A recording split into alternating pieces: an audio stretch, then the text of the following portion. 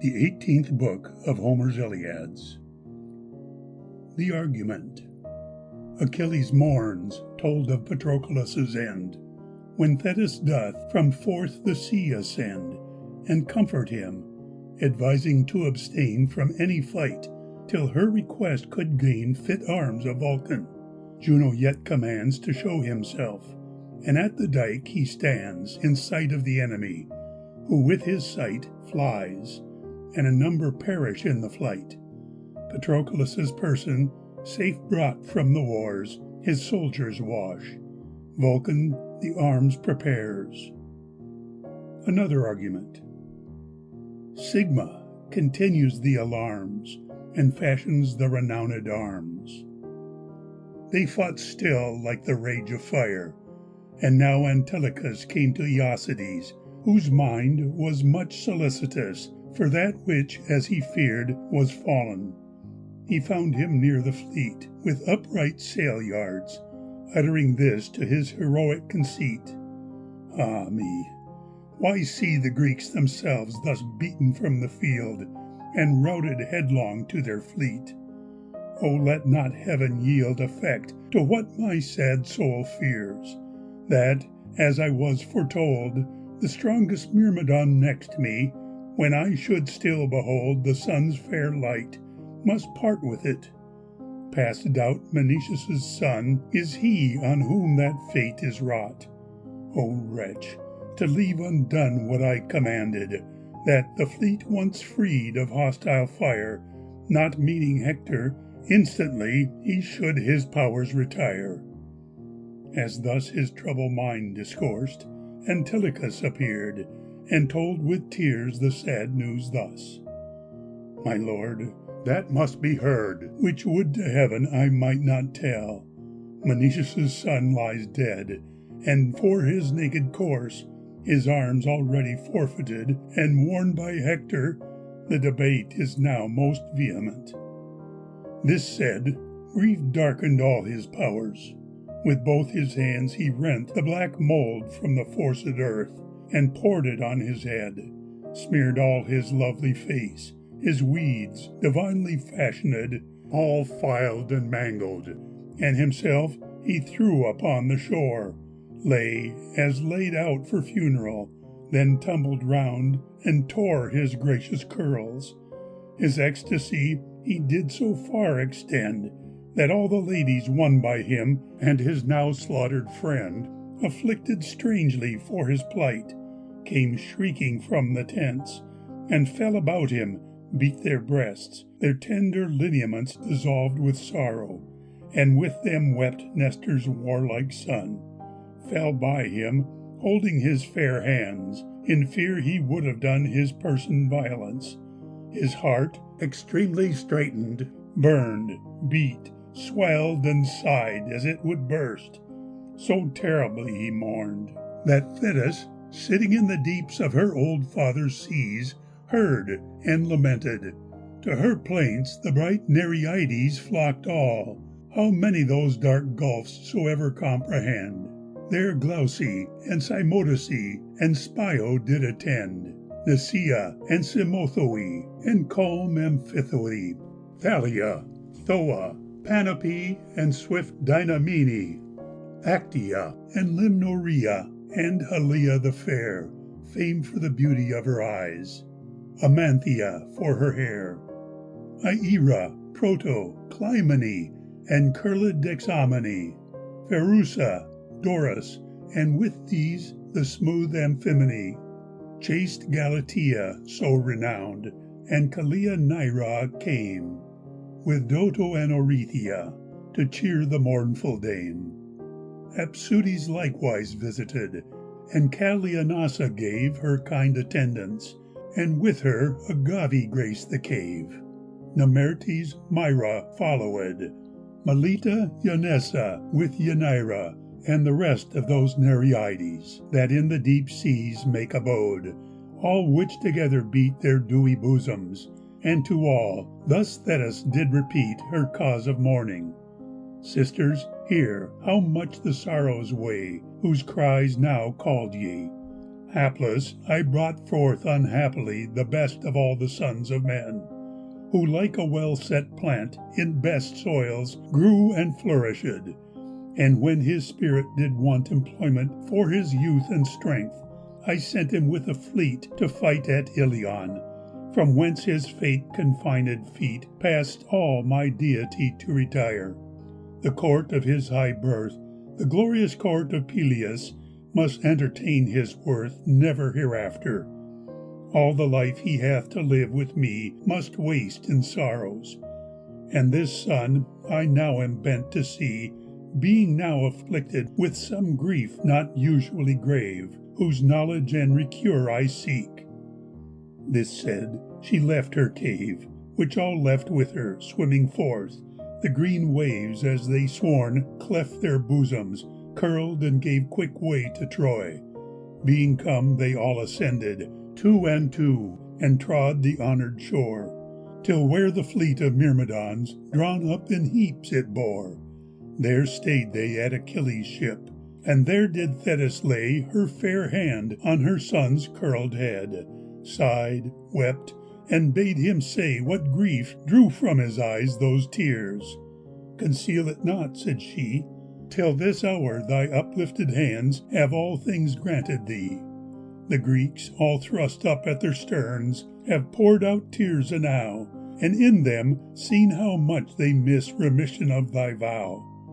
He said, 'Tis true, Olympius hath done me all that grace, but what joy have I of it all, when thus thrusts in the place loss of my whole self in my friend, whom, when his foe had slain, he spoiled of those profaned arms, that Peleus did obtain from heaven's high powers, solemnizing thy sacred nuptial bands, as the only present of them all, and fitted well their hands, being lovely, radiant, marvellous. O would to heaven thy throne with these fair deities of the sea thou still hadst sat upon, and Peleus had a mortal wife, since by his means is done so much wrong to thy grieved mind. My death being set so soon, and never suffering my return to grace of Peleus' court, nor do I wish it, nor to live in any man's resort, but only that the crying blood, for vengeance of my friend, mangled by Hector, may be stilled, his foe's death paying his end. She, weeping, said, That hour is near, and thy death's hour then nigh, which in thy wish served of thy foe succeedeth instantly. And instantly it shall succeed, he answered, since my fate allowed not to my will a power to rescue, ere the date of his late slaughter, my true friend. Far from his friends he died, whose wrong therein my eyes had light, and right to see denied. Yet now I neither light myself, nor have so spent my light, that either this friend or the rest, in numbers infinite, slaughtered by Hector, I can help, nor grace with wished repair to our dear country, but breathe here unprofitable air, and only live a load to earth with all my strength, though none of all the Grecians equal it. In counsel many a one is my superior. What I have, no grace gets. What I want disgraceth all. How then too soon can hasty death supplant my fate-cursed life, her instrument to my indignity being that black fiend Contention, whom would to God might die to gods and men, and anger too, that kindles tyranny in men most wise, being much more sweet than liquid honey is to men of power to satiate their watchful enmities, and like a pliant fume it spreads through all their breasts, as late it stole stern passage thorough mine, which he did instigate that is our general. But the fact so long past, the effect must vanish with it, though both grieved, nor must we still respect our soothed humours. Need now takes the rule of either's mind, and when the loser of my friend his death in me shall find, let death take all. Send him, ye gods, I'll give him my embrace. Not Hercules himself shunned death, though dearest in the grace of Jupiter, even him fate stooped, and Juno's cruelty. And if such fate expect my life, where death strikes I will lie. Meantime I wish a good renown, that these deep-breasted dames of Ilion and Dardania may for the extinguished flames of their friends' lives, with both their hands wipe miserable tears from their so curiously kept cheeks, and be the officers to execute my sighs on Troy, when, seeing my long retreat but gathered strength, and gives my charge an answerable heat, they well may know 'twas I lay still, and that my being away presented all their happiness. But any further stay, which your much love perhaps may wish, essay not to persuade. All vows are kept, all prayers heard, now free way for fight is made. The silver-footed dame replied, It fits thee well, my son, to keep destruction from thy friends, but those fair arms are won and worn by Hector, that should keep thyself in keeping them, though their fruition be but short, a long death being near him, whose cruel glory they are yet. By all means then forbear to tread the massacres of war, till I again appear from Mulciber with fit new arms, which when thy eye shall see the sun next rise, shall enter here with his first beams and me.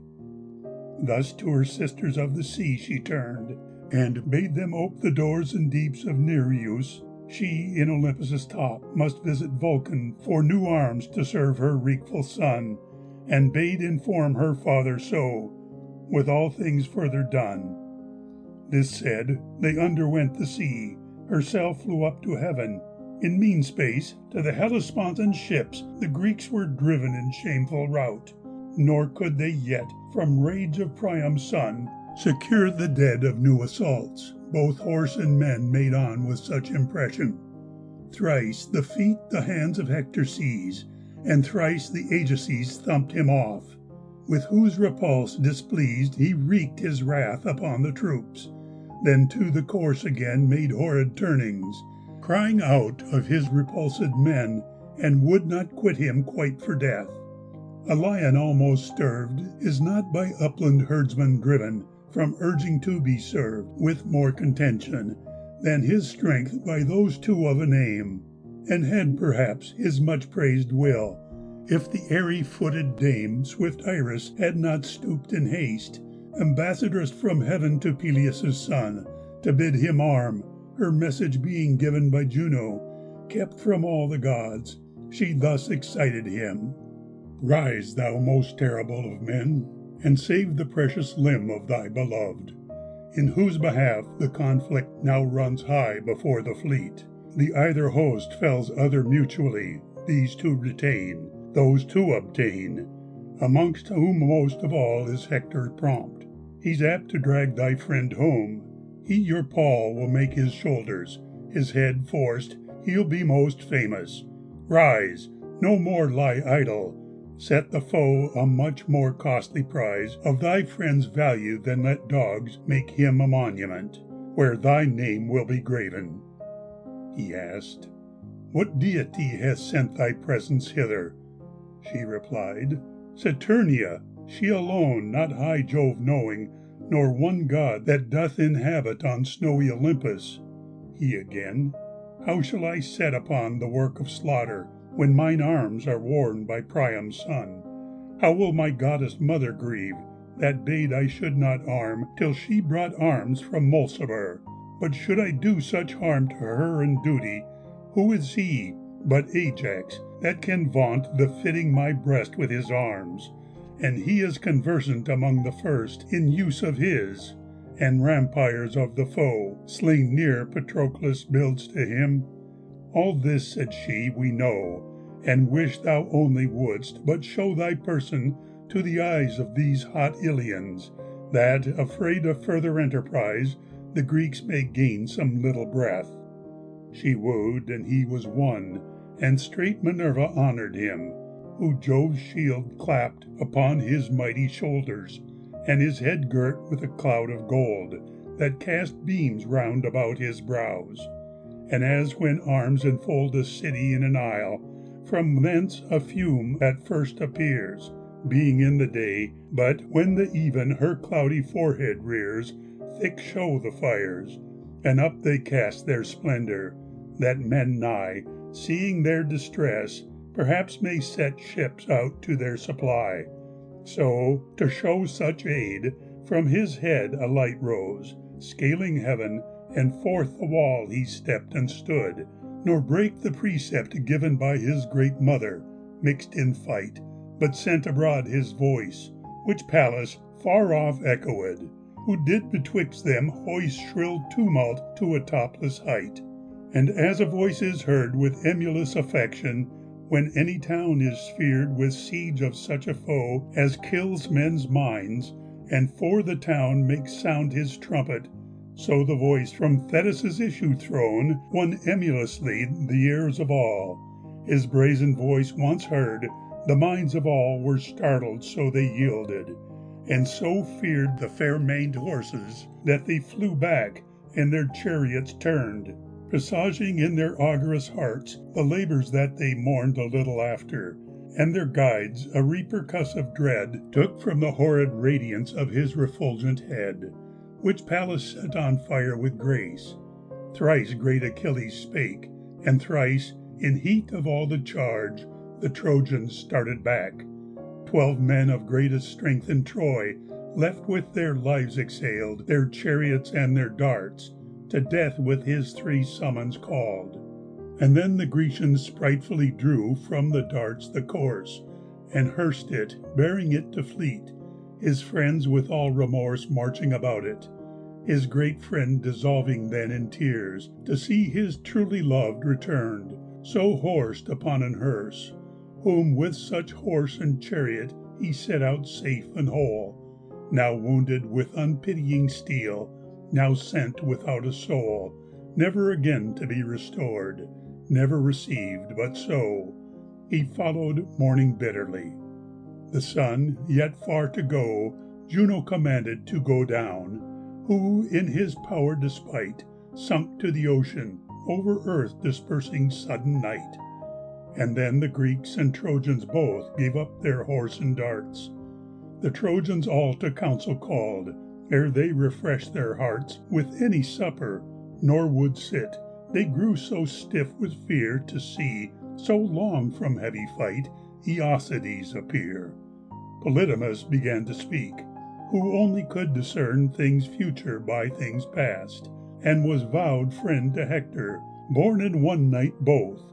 He thus advised, "Consider well, my friends, in this so great and sudden change, that now itself extends, what change is best for us to oppose. To this stands my command. Make now the town our strength, not here abide light's rosy hand, our wall being far off, and our foe, much greater, still is near. Till this foe came, I well was pleased to keep our watches here. My fit hope of the fleet's surprise inclined me so. But now 'tis stronglier guarded, and their strength increased, we must allow our own proportionate amends. I doubt exceedingly that this indifferency of fight twixt us and the enemy, and these bounds we prefix to them, will nothing so confine the uncurbed mind of Aeacides. The height of his design aims at our city and our wives, and all bars in his way, being backed with less than walls, his power will scorn to make his stay, and overrun as overseen, and not his object. Then let Troy be freely our retreat, lest, being enforced, our men twixt this and that being taken up by vultures, who by night may safe come off, it being a time untimely for his might to spend at random, that being sure. If next light show us here to his assaults, each man will wish that Troy his refuge were, and then feel what he hears not now. I would to heaven mine ear were free even now of those complaints, that you must after hear if ye remove not. If ye yield, though wearied with a fight so late and long, we shall have strength in council and the night.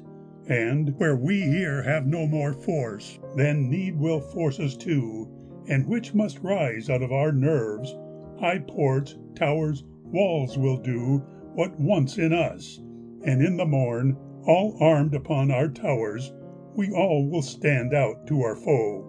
'Twill trouble all his powers to come from fleet and give us charge, when his high-crested horse his rage shall satiate with the toil of this and that way's course, vain entry seeking underneath our well-defended walls, and he be glad to turn to fleet about his funerals.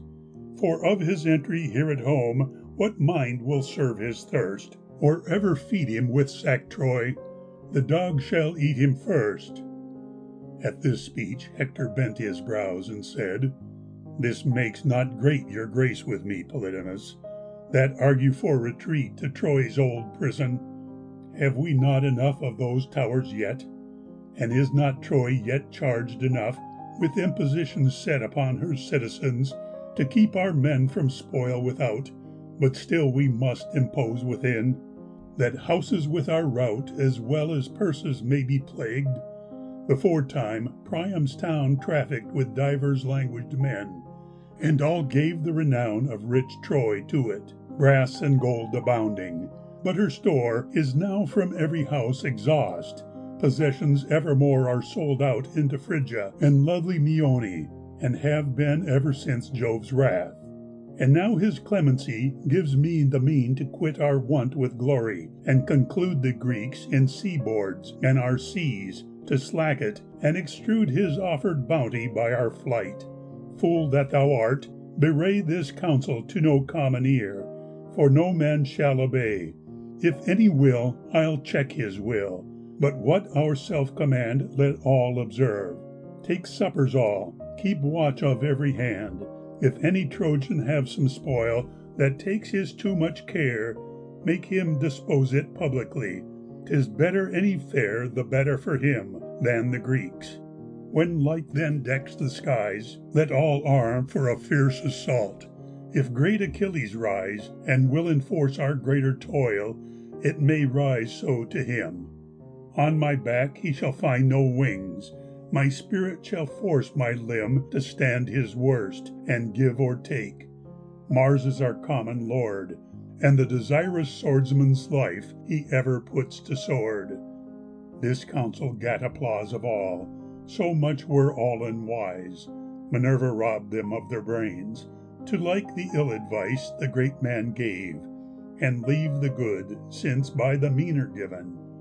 All took their suppers, but the Greeks spent all the heavy even about Patroclus's mournful rites, Pelides leading all in all the forms of heaviness.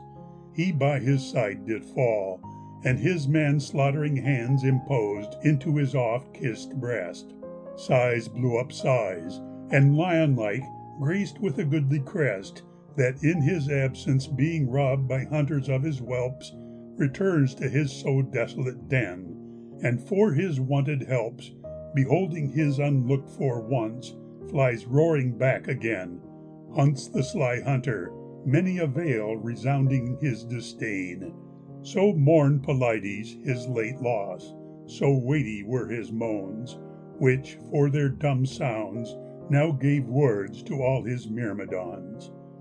O gods, said he, how vain a vow I made, to cheer the mind of sad Menoetius, when his son his hand to mine resigned, that high-towered Opus he should see, and leave raised Ilion with spoil and honour, even with me. But Jove vouchsafes to none wished passages to all his vows. We both were destinate to bloody one earth here in Troy, nor any more estate in my return hath Peleus or Thetis. But because I last must undergo the ground, I'll keep no funeral laws, O my Patroclus, for thy course, before I hither bring the arms of Hector, and his head to thee for offering. 12 youths, the most renowned of Troy, I'll sacrifice beside, before thy heap of funeral, to thee unpacified. In meantime, by our crooked sterns lie, drawing tears from me. And round about thy honoured course these dames of Dardany and Ilion, with the ample breasts, whom our long spears and powers and labours purchased from the rich, and by us ruined towers, and cities strong and populous with divers languaged men, shall kneel, and neither day nor night be licensed to abstain from solemn watches, their toiled eyes held ope with endless tears. This passion past, he gave command to his near soldiers to put a tripod to the fire, to cleanse the festered gore from off the person. They obeyed, and presently did pour fresh water in it, kindled wood, and with an instant flame the belly of the tripod girt, till fire's hot quality came up to the water. Then they washed, and filled the mortal wound with wealthy oil of 9 years old. Then wrapped the body round in largeness of a fine white sheet, and put it then in bed. When all watched all night with their lord, and spent sighs on the dead. Then Jove asked Juno, if at length she had sufficed her spleen, Achilles being won to arms, or if she had not been the natural mother of the Greeks, she did so still prefer their quarrel. She, incensed, asked, why he still was taunting her, for doing good to those she loved, since man to man might show kind offices, though thrall to death, and though they did not know half such deep counsels as disclosed beneath her far-seeing state, she, reigning queen of goddesses, and being ingenerate of one stock with himself, besides the state of being his wife, and must her wrath, and ill to Troy, continue such a strife from time to time twixt him and her. This private speech they had, and now the silver-footed queen had her ascension made to that incorruptible house, that starry golden court of fiery Vulcan, beautiful amongst the immortal sort, which yet the lame god built himself. She found him in a sweat about his bellows, and in haste had 20 tripods beat, to set for stools about the sides of his well-builded hall, to whose feet little wheels of gold he put, to go withal and enter his rich dining-room, alone, their motion free, and back again go out alone, miraculous to see. And thus much he had done of them, yet handles were to add, for which he now was making studs. And while their fashion had employment of his skilful hand, bright Thetis was come near, whom first fair well-haired Charis saw, that was the nuptial fair of famous Vulcan, who the hand of Thetis took and said, why, fair trained, loved, and honoured dame, are we thus visited by your kind presence? You, I think, were never here before. Come near that I may banquet you, and make you visit more. She led her in, and in a chair of silver, being the fruit of Vulcan's hand, she made her sit, a footstool of a suit opposing to her crystal feet, and called the god of fire. For Thetis was arrived, she said, and entertained desire of some grace that his art might grant. Thetis to me, said he, is mighty and most reverend, as one that nourished me, when grief consumed me, being cast from heaven by want of shame in my proud mother, who, because she brought me forth so lame, would have me made away. And then, had I been much distressed, had Thetis and Eurynome in either silver breast not rescued me. Eurynome that to her father had reciprocal Oceanus. 9 years with them I made a number of well-arted things, round bracelets, buttons brave, whistles, and carcanets. My forge stood in a hollow cave, about which murmuring with foam, the unmeasured ocean was ever beating. My abode known nor to god nor man, but Thetis and Eurynome, and they would see me still. They were my loving guardians. Now then, the starry hill, and our particular roof, thus graced with bright-haired Thetis here, it fits me always to repay a recompense as dear to her thoughts as my life to me. Haste, Charis, and oppose some dainty guest rites to our friend, while I my bellows loose from fire, and lay up all my tools. Then from an anvil rose the unwieldy monster, halted down, and all awry he went. He took his bellows from the fire, and every instrument locked safe up in a silver chest.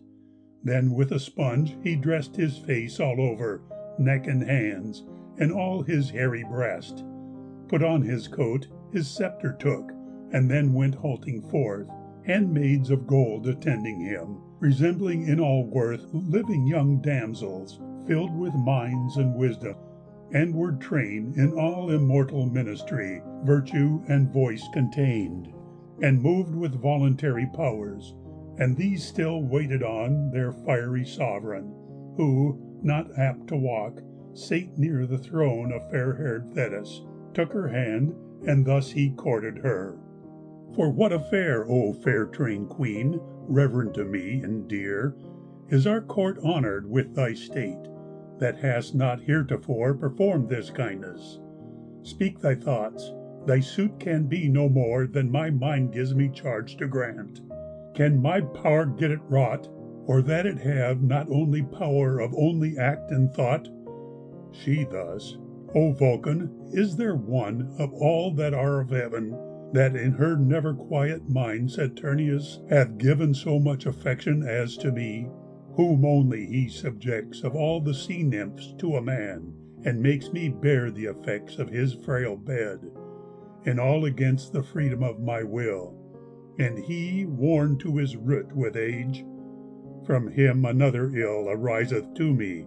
Jupiter, you know, hath given a son, the excellentest of men, to me, whose education on my part well hath answered his own worth, having grown as in a fruitful soil a tree, that puts not up alone his body to a naked height, but jointly gives his growth 1,000 branches.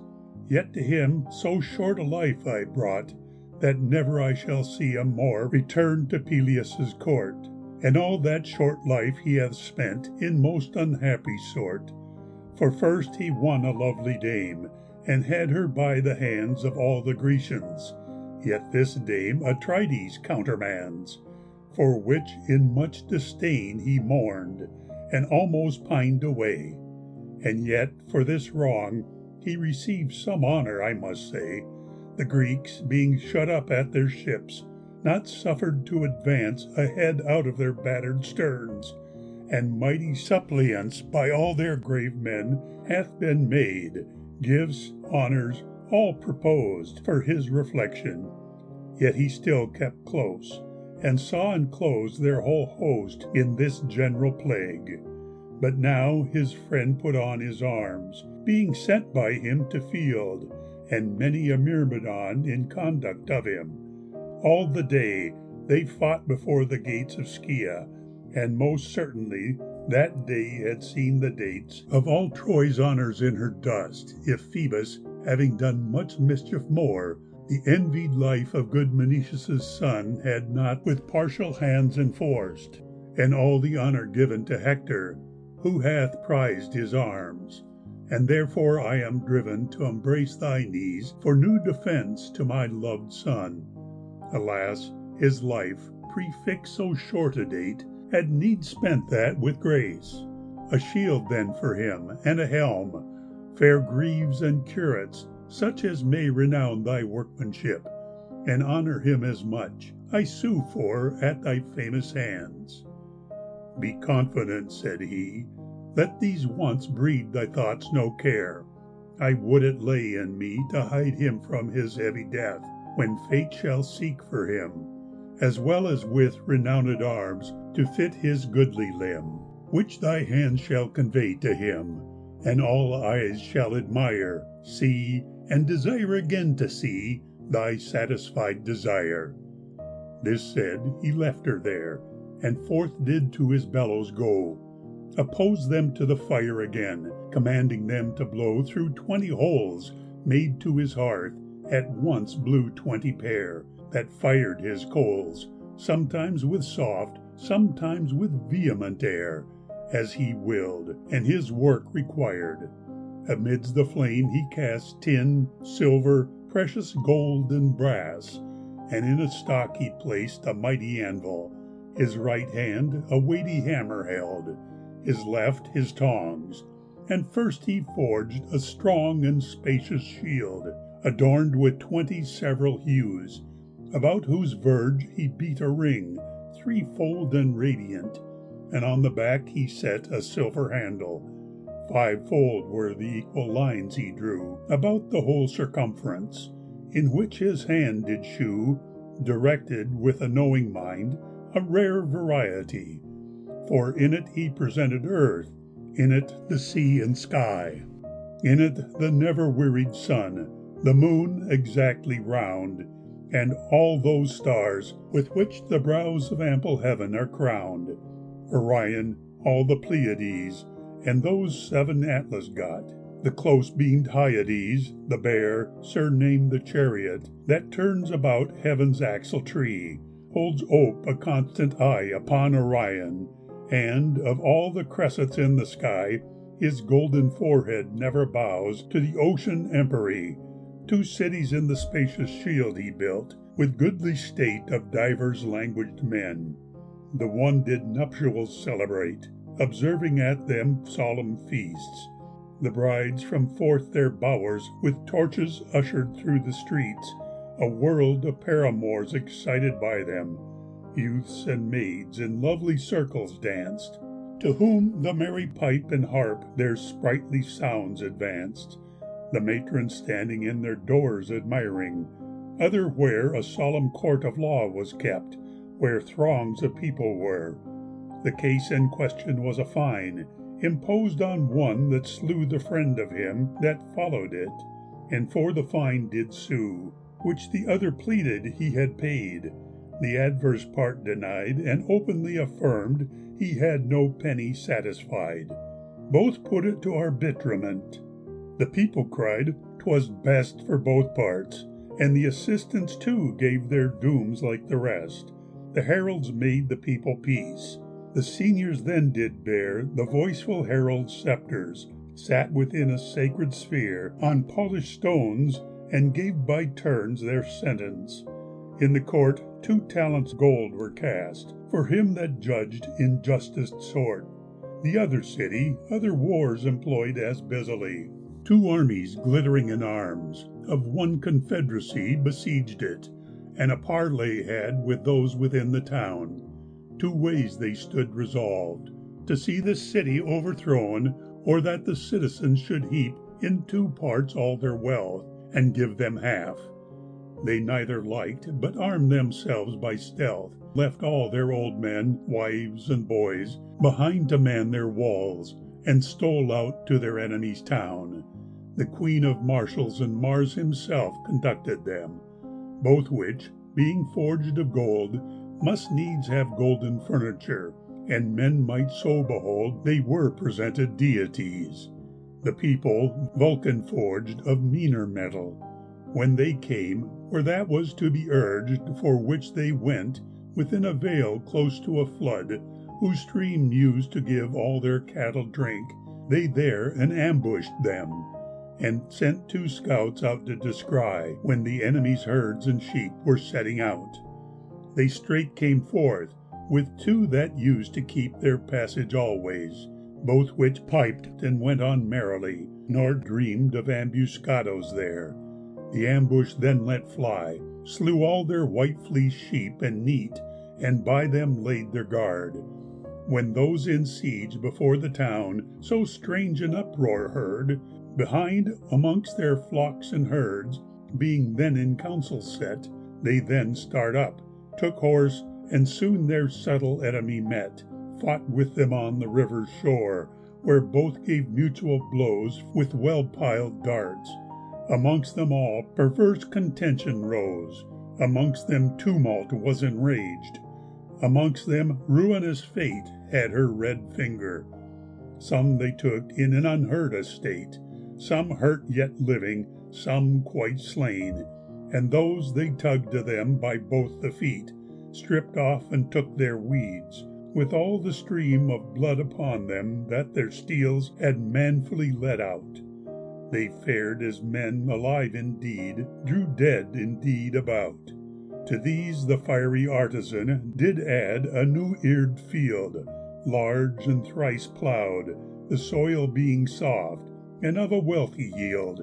and many men at plough he made, that drave earth here and there, and turned up stitches orderly, at whose end when they were, a fellow ever gave their hands full cups of luscious wine, which emptied, for another stitch, the earth they undermine, and long till the utmost bound be reached of all the ample close. The soil turned up behind the plough, all black like earth arose, though forged of nothing else but gold, and lay in show as light, as if it had been ploughed indeed, miraculous to sight. There grew by this a field of corn, high, ripe, where reapers wrought, and let thick handfuls fall to earth, for which some bought bands, and made sheaves. 3 binders stood, and took the handfuls reaped from boys that gathered quickly up, and by them armfuls heaped.